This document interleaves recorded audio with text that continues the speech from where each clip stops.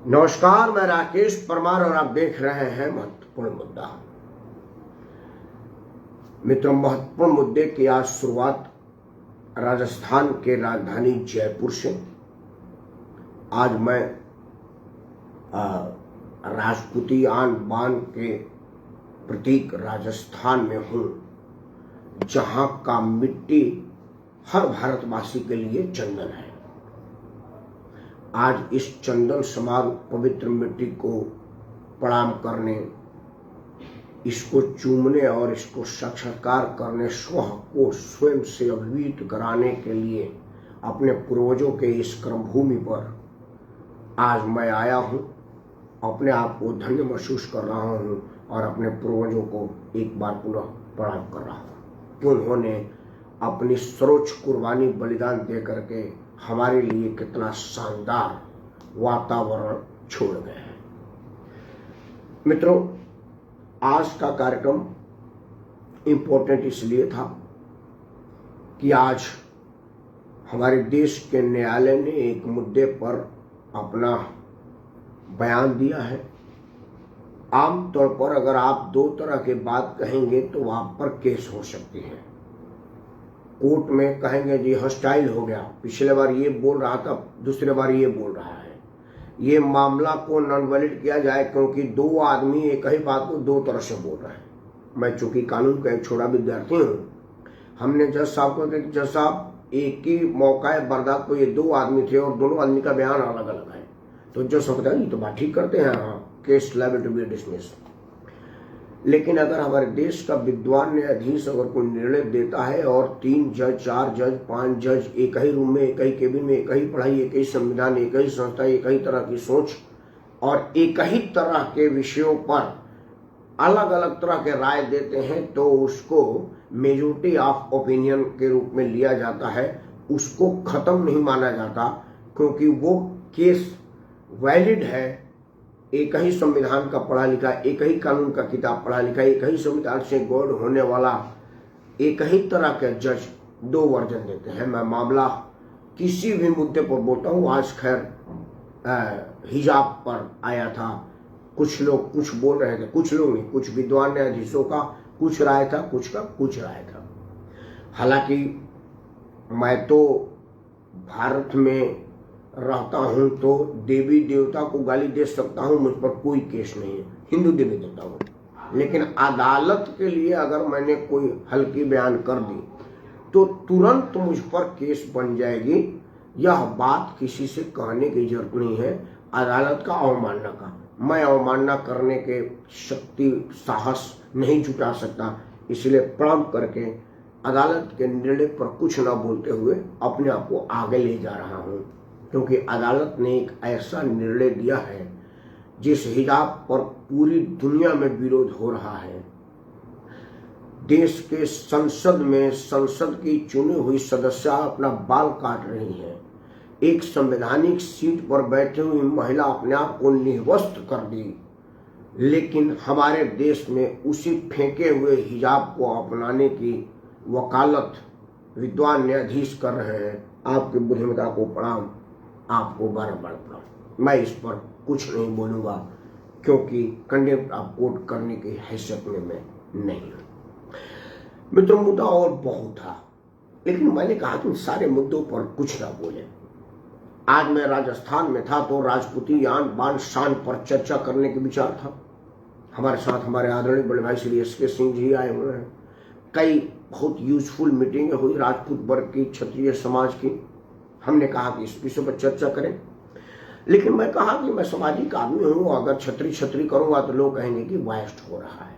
हालांकि अपने आप को रोक नहीं सकता, क्षत्रिय जमात से हूं और राजस्थान की मिट्टी पर हूं।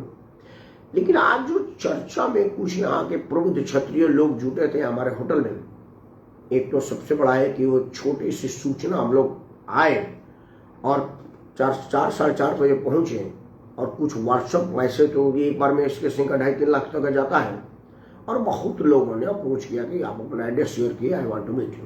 और वो लोग मेरे होटल में और बात हुई, अभी वो लोग गए हैं और तब हम आपसे बात कर रहे हैं। एक चीज निकल करके आई, उस पर जरूर चर्चा होनी चाहिए और ये चर्चा योग्य है।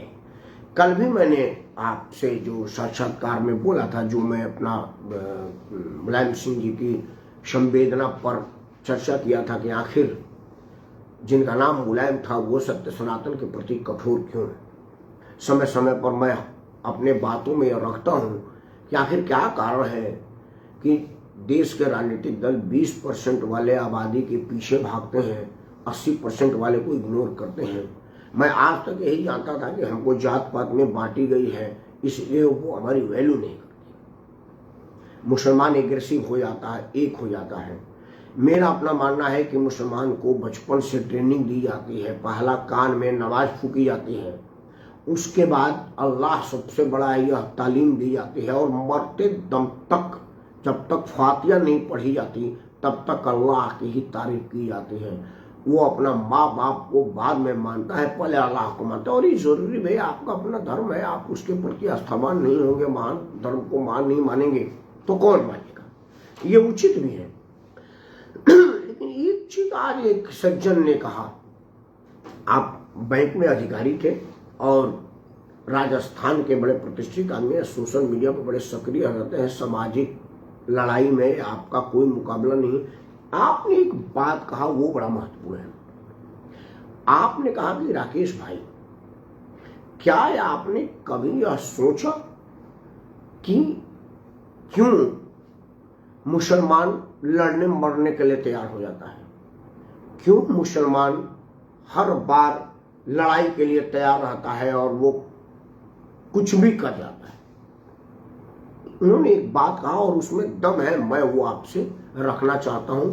आपसे निवेदन है कि जितना 10-20 मिनट तक मैं उसको बोलूंगा, वीडियो को अंत तक देखें, और अब तक आपने इस चैनल को सब्सक्राइब नहीं किया है तो इस चैनल को सब्सक्राइब करें, अपने सभी समूह में इस वीडियो को शेयर करें, और अपना सुझाव बहुमूल्य है वो हमको जरूर दें, क्योंकि आपका सुझाव हमारे कार्यक्रम के गुणवत्ता में बढ़ोतरी करता है और हमारे कार्यक्रम की गुणवत्ता को बढ़ाता है। आपका आशीर्वाद ही मेरा मेहनताना है, आपका पारितोषिक ही मेरा पारिश्रमिक है। तो कृपया अपना स्नेह और आशीर्वाद बनाए रखें और अपना बहुमूल्य सुझाव अवश्य दें। अब आते हैं मुद्दे पर। उन्होंने कहा कि देखो राकेश, जगह जगह आप देखते होंगे, जैसे कल ही इंडिया गेट पर एक टीवी बाइट में दिखा रहा था, एक लड़का 25-30 साल का था, बोले कितना तक पढ़े हो, तो वो कुछ बोला, मैं समझ नहीं पा रहा हूँ। जैसे हमारे संस्कृत में शास्त्री उपशास्त्री होता है ना, उस तरह से वो कुछ बोला, मतलब वो शायद ग्रेजुएशन स्तर का कोई पढ़ाई किया था। उससे पूछा कि भाई देश के प्रधानमंत्री कौन है, मालूम नहीं, राष्ट्रपति कौन है, मालूम नहीं, राष्ट्रगान क्या है, मालूम नहीं, देश की राजधानी क्या है, मालूम नहीं, प्रदेश की राजधानी क्या है, मालूम नहीं, उसे कुछ मालूम नहीं। लड़का 25-30 साल का था। फिर ओके, एक मिनट रुको, एक लड़का 3-3.5 साल का था, तो उससे टंडकर ने पूछा कि तुम्हारा नाम क्या है, तो अपना नाम बताया, हिंदू नाम था। बोला एज क्या है, बोला आई एम 3.5 years old। वो अंग्रेजी में लड़का बोला, अच्छा, you know who is the prime minister of India, yes Narendra Modi, and president recent president change हुई है, नाम ऐसे करके कुछ कह रहा था, मुर्मू, हाँ द्रौपदी मुर्मू। आप पिछला हुआ तो पास्ट प्रेसिडेंट रामनाथ कोविंद। मतलब ये हम मुर्मू जी का नाम थोड़ा सा नहीं चल रहा है लोगों के दिमाग पर, तो थोड़ा सा करके रिसेंट, मतलब बच्चा 3.5 साल का।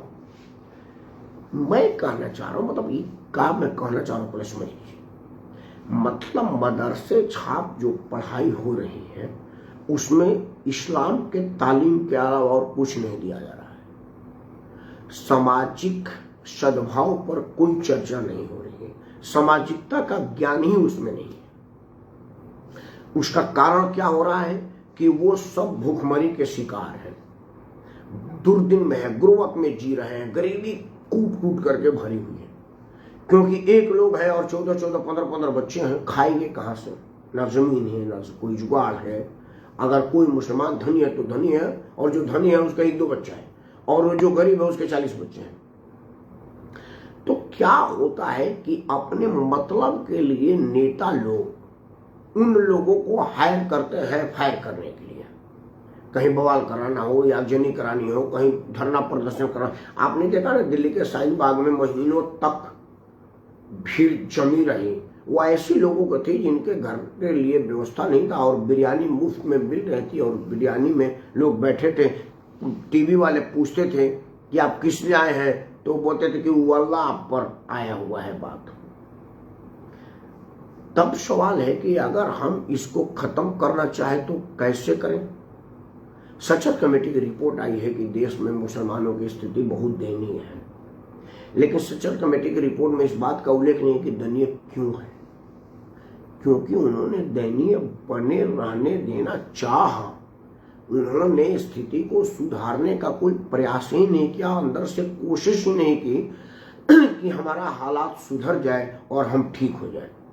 उन्होंने अपने हालात को बेकार, बिगड़ा और खराब रखना चाहा।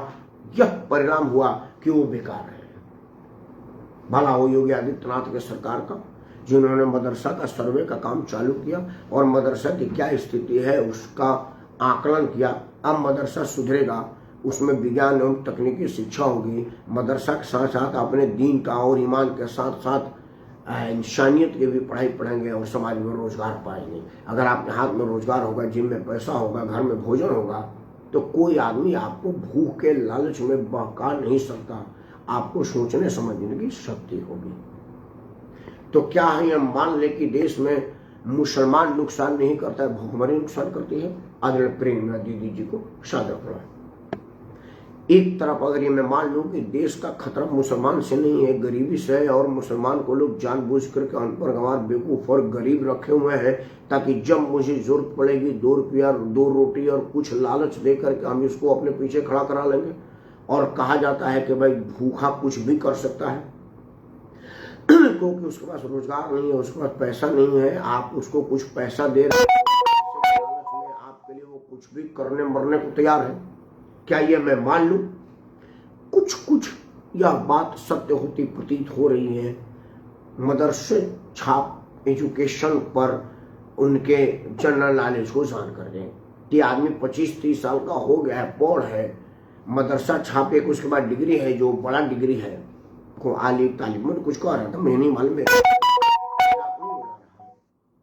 तो इस तरह की बड़ी डिग्री होने के बाद भी अगर उसके पास कोई और जानकारी नहीं है कि देश का प्रधानमंत्री कौन है, देश का राजधानी कहाँ है, उत्तर प्रदेश का मुख्यमंत्री कौन है, तो फिर वो क्या करेगा।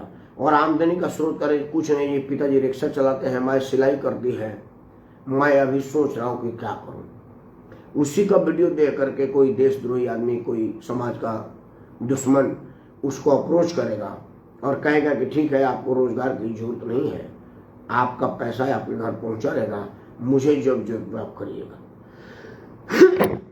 तब आज राजस्थान के इस आदमी के बात सुन करके मुझे एक चीज समझ में आई कि शायद इसीलिए क्या हमारे ओखला का जो विधायक है उसके बुलावे बहकावे पर भीड़ जुट जाती है, क्योंकि वो मेरे घर के बगल में ही है। और जो रेहानिया बस्ती है जो उत्तर प्रदेश में उजाड़ दी गई थी, अब वो दिल्ली में अरविंद केजरीवाल के सौजन्य से अमानुल्लाह खान ने उसको बसाया है। और टीवी वाले जब जा करके कहे कि आपका खर्चा कैसे चलता है, बोला जी मुझे आम आदमी पार्टी के लोग आते हैं और पैसा दिए जाते हैं, 3000 से 7000 रुपये महीना मिल रहा है। राशन जो प्रधानमंत्री की योजना है हर घर राशन का, वो सबसे पहले रेहानिया कैंपों में जाता है। दिल्ली सरकार के डिस्पेंसरी की 2-2, 3-3 गाड़ियाँ वहाँ खड़ी रहती हैं, उनका स्वास्थ्य सुविधा मुफ्त में वहाँ पर हो रहा है, बिजली पानी मुफ्त में ही है, सरकार के नुमाइंदों का शेल्टर मुफ्त में है। जब आदमी इतना करेगा तो फिर वो रेहानिया मुसलमान तो क्यों नहीं अमानुल्लाह खां के गिरफ्तारी पर पुलिस पर हमला करेंगे, क्योंकि वो भूखे लोग हैं, नशे की गिरफ्त में लोग हैं, और कांग्रेस पार्टी और अमानुल्लाह खां के लोग उसका शेल्टर दे रहे हैं और उसका शेल्टर के बदले में उससे उसका दोहन करें। दोहन का मतलब ये नहीं कि आप सिर्फ यौन शोषण करेंगे, दोहन आपके मानसिकता का दोहन भी हो सकता है। दोहन आपके सोच को दबा करके अपने हिसाब से इस्तेमाल करने को दोहन बोलते हैं, चाहे वो जिस रूप में हो। तो क्या सचर कमेटी की रिपोर्ट में यह एक पार्ट की गुर्बत हटा दीजिए मुसलमानों से और मुसलमानों के दशा दिशा को सुधार दीजिए, देखिए अपने आप देश से आतंकवाद खत्म हो जाएगा। लेकिन सवाल है कि अगर सिर्फ यही एक कारण होता तो फिर ओसामा बिन लादेन तो सऊदी अरब का सबसे अमीर लोगों में से एक नहीं था, लेकिन गरीब भी नहीं था, बड़ा प्रतिष्ठित परिवार का था, पढ़ा लिखा इंजीनियर था और खूब अच्छा उसका व्यवसाय और नौकरी था। फिर वो आतंकी क्यों हुआ? एक चर्चा है ना,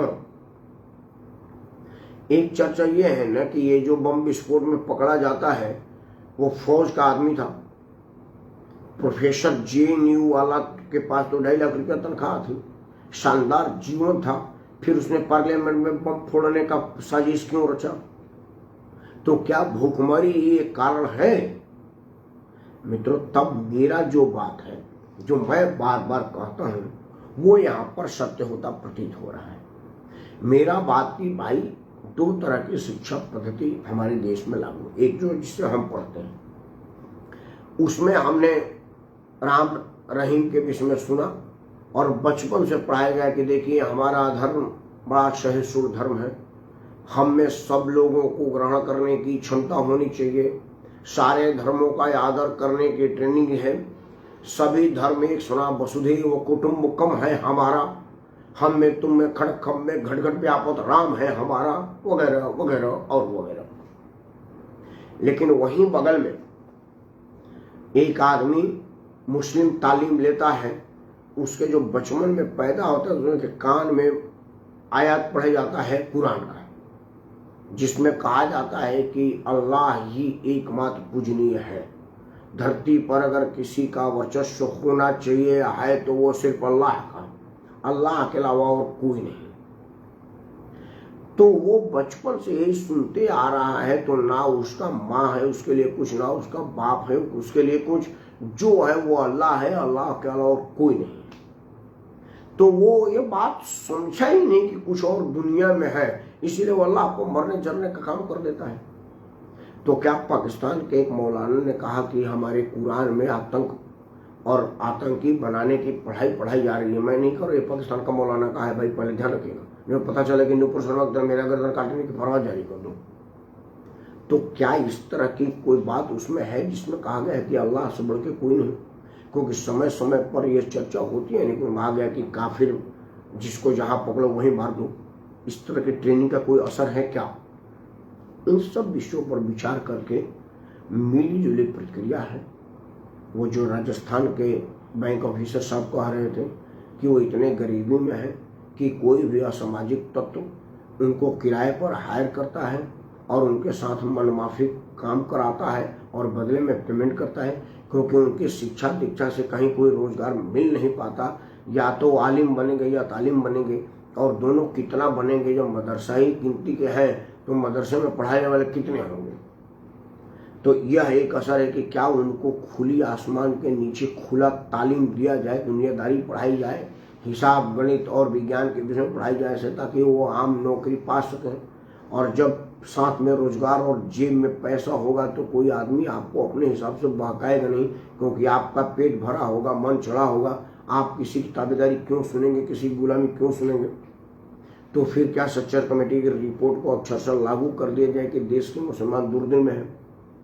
तब मेरा वो बात कि अगर एकमात्र कारण यही है तो ओसामा बिन लादेन आतंकी क्यों, अबू सलेम आतंकी क्यों, दाऊद इब्राहिम आतंकी क्यों? क्योंकि ये सब तो अरबपति है। दाऊद इब्राहिम का दबाव मुंबई पुलिस में था, भूखमरी तो उसके घर में थी ना, सामाजिक दबाव तो उसके पास थी नहीं, पुलिस वाले का बेटा था। वो तो वही लोग जानते हो जिनके बगल में पुलिस वाला रहता हो, किस तरह के लोग रहते हैं, कैसे रहते हैं, उन्हीं को समझ में आएगी। तो यह प्रश्न मेरे हिसाब से बिल्कुल उसी तरह से अनुत्तरित है जिस तरह से पूछा जाता है कि पहले मुर्गी हो या पहले अंडा। तो मुसलमान के एग्रेशन का आधार अनपढ़ता है, या उसकी पढ़ाई है, या वो पैदाइशी सोच को लेकर के आता है। यह बात इतना आसान नहीं है कि मैं आपको समझा सकूं। अगर आपको समझ में आ जाए तो कृपया मेरा मार्गदर्शन करिएगा, क्योंकि इसमें मेरे अलावा समाज को भी मार्गदर्शन करने की जरूरत है। अगर आप मुझे मार्गदर्शन करेंगे तो मेरा प्लेटफॉर्म ओपन है, हर आदमी पढ़ेगा। और अगर आप इस वीडियो को शेयर करेंगे, जितना शेयर करेंगे उतना जगह पहुंचेगा, और जितना जगह पहुंचेगा उतनी जगह जानकारी पहुंचेगी, और जहां जहां जानकारी पहुंचेगी वहां प्रगति लाएगी, आंखें खोलने का काम करेगी, और लोगों के आंखों पर पट्टी को उतारने का काम करिए। तो आपसे हाथ जोड़ के प्रार्थना है कि सबसे पहले तो आप इस चैनल को सब्सक्राइब करें, वीडियो को लाइक करें और अपने सभी समूह में शेयर करें, क्योंकि आपका शेयर करना समाज के आँख खोलने के लिए पर्याप्त होगा। और मैं नहीं चाहूँगा कि आप समाज के आँख खोलने जैसे पुनीत कार्य में पीछे रहेंगे। तो सब्सक्राइब करिए, लाइक करिए और मुझे अपना आशीर्वाद दीजिए। जय हिंद, वंदे मातरम, भारत माता की जय और सर्व समाज की जय, सत्य सनातन की जय।